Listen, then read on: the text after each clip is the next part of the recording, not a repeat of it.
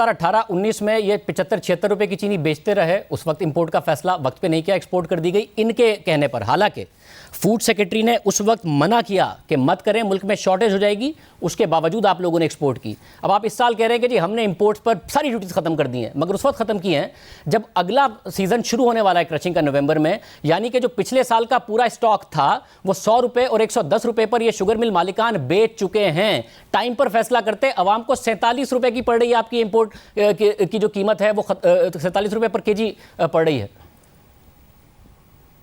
ऐसे नहीं होता कि आप जो है जैसे ही आपको सही डेटा सामने आए, फिज़िकल वेरिफिकेशन होए, डेटा करेक्शन होए और आप फैसला करें और साथ ही 3 लाख टन चीनी जो है वो मुल्क के अंदर जो है दरामद हो जाए। बाकायदा तखमीना लगाया जाता है कि शुगर मिलों के अंदर जो स्टॉक्स हैं वो कब तक के मौजूद हैं और कौन सी से कौन सी डेट जो है उसके अंदर शॉर्टेज आएगी। तखमीना यही लगाया गया था कि 15 नवंबर तक के लिए एम्पल स्टॉक्स मौजूद हैं और 15 से 30 नवंबर की जो डेट है उसके अंदर शॉर्टेज आएगी। तो हमने 2 काम किए। हमने 3 लाख टन चीनी जो है वो इम्पोर्ट की 15 से 30 नवंबर के स्टॉक्स के लिए कि वहां पे शॉर्टेज ना आए, और दूसरा हमने अर्ली क्रशिंग सीजन के लिए कानून साजी करके 30 नवंबर से वो डेट हम 10 नवंबर पे ले आए। तो हमने ये दोनों चीज़ें की। जहां तक बर वक्त इंपोर्ट की बात है तो वो तो कॉम्पिटिशन कमीशन ऑफ पाकिस्तान खुद ही अपनी रिपोर्ट में उसका जवाब दे चुका है कि हुकूमत की जो डिसीजन मेकिंग थी वो प्रॉम्प्ट थी। हुकूमत के सामने जैसे ही सामने करेक्ट डेटा आया तो हुकूमत ने जितनी जल्दी हो सकता था in the shortest possible time जो है वो चीनी की इंपोर्ट जो है उसका फैसला कर लिया और चीनी की इंपोर्ट को बकायदा 3 लाख टन को बड़े कंपेटिटिव रेट्स पे इंश्योर किया। हमारे साहब, अगर हुकूमत की डिसीजन मेकिंग प्रॉम्प्ट हो, ठीक हो,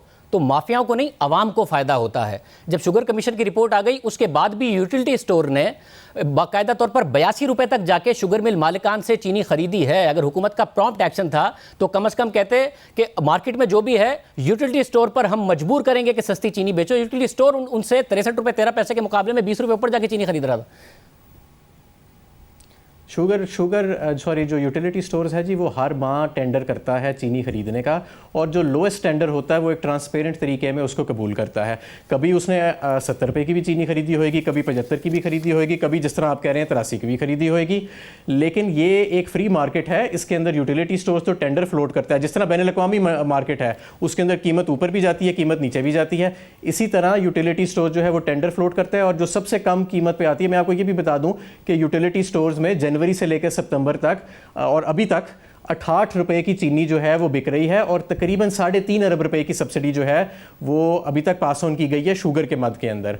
और मैं आपको ये बताऊं कि मगर हम सिर्फ अगर इस वाले पॉइंट पे बात कर लूं, इस वाले आपने कहा 68 रुपए की बिक रही है, मगर ये 3.5 अरब रुपए की सब्सिडी उनकी जेब में जा रही है शुगर मिल मालिकान की, क्योंकि 68 रुपए की कीमत भी ज़्यादा है 63 रुपए 13 पैसे की कीमत से। और हुकूमत का काम था, क्योंकि शुगर कमेटी की रिपोर्ट में लिख दिया गया था कि ये मार्केट फोर्सेस के तहत नहीं, ये कार्टेल बना के यूटिलिटी स्टोर को महंगी चीनी बेचते हैं। उस वक्त 77 रुपए की एक्स मिल प्राइस थी। हमने वेरीफाई किया मुख्तलिफ मिल से, चाहे वो कोल्ड ड्रिंक्स बनाने वाली कंपनियां हो या बिस्किट बनाने वाली कंपनियां हो, वो 77 रुपए की खरीद रहे थे, यूटिलिटी स्टोर 82 रुपए की खरीद रहा था। और आपको शुगर कमेटी बता चुकी थी कि ये कोल्यूड करते हैं, कार्टेल बनाकर यूटिलिटी स्टोर को महंगी बेचते हैं और यूटिलिटी स्टोर खरीद रहा था।